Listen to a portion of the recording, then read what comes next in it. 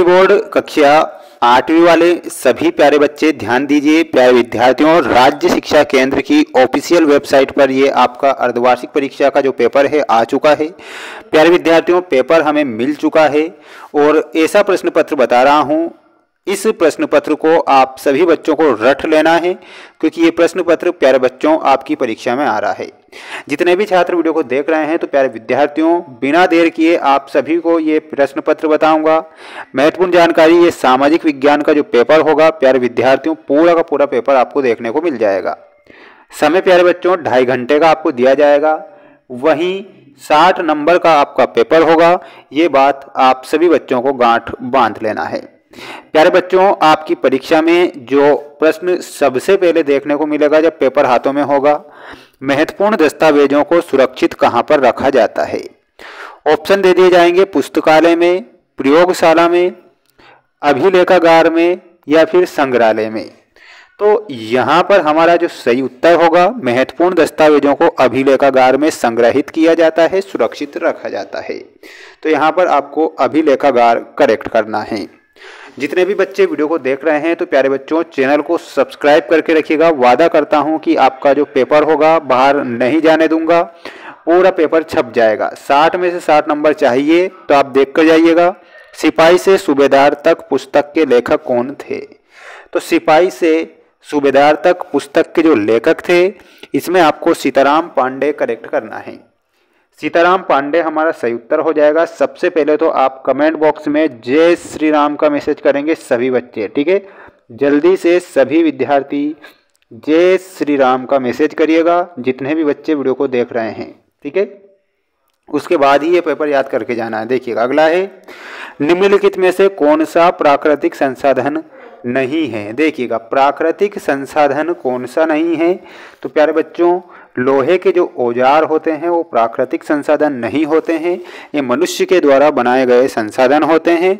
बल्कि झरने का जल, पहाड़ी और खनिज पदार्थ प्राकृतिक संसाधन होते हैं, ये आपको ध्यान रखना है।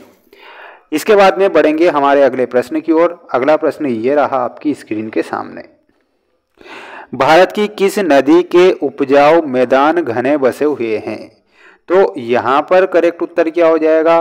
गंगा और यमुना, नर्मदा ताप्ती, गंगा ब्रह्मपुत्र या फिर व्यास और सतलज। तो भारत की किस नदी के उपजाऊ मैदान घने बसे हैं? तो गंगा और ब्रह्मपुत्र प्यारे बच्चों करेक्ट करके आना है। यहाँ पर गंगा और हमारा ब्रह्मपुत्र सही उत्तर के रूप में आपका हो जाएगा।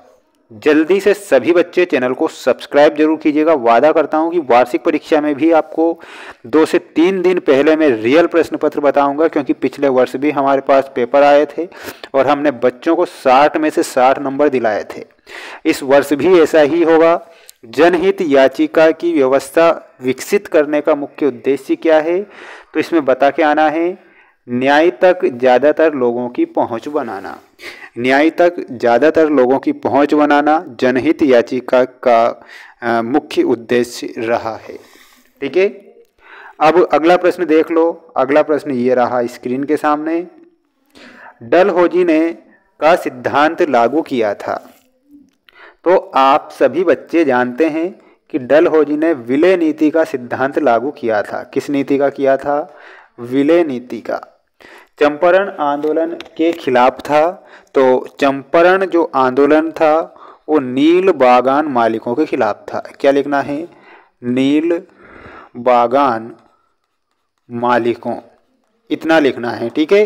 दूसरे में, 7वें में, अहमदाबाद में पहली सूती मिल में स्थापित की गई थी 1859। बता के आना है। छाप लो पूरा पेपर वक्त से पहले। 1859। अनुसूचित जाति और अनुसूचित जनजाति के लिए शिक्षा और संस्थानों और सरकारी नौकरियों में सीटों के लिए किसकी व्यवस्था अपनाई गई है? तो इनके लिए अपनाई गई है आरक्षण की व्यवस्था, ठीक है। आरक्षण लिखना है। गाड़ियों में उत्सर्जित धुआं प्रदूषण का उदाहरण है। प्यारे बच्चों, इसमें पर्यावरण प्रदूषण करना है। क्या करना है? पर्यावरण प्रदूषण का ये उदाहरण होगा। पर्यावरण प्रदूषण हमारा करेक्ट हो जाएगा। देखिएगा, पेपर का पीडीएफ, हाँ बिल्कुल पेपर के पीडीएफ की जानकारी मैं दे देता हूँ आप सभी बच्चों को, ध्यान से सुनिएगा। हमारा ऐप है जिसका नाम है मेंस एजुकेशन ऐप।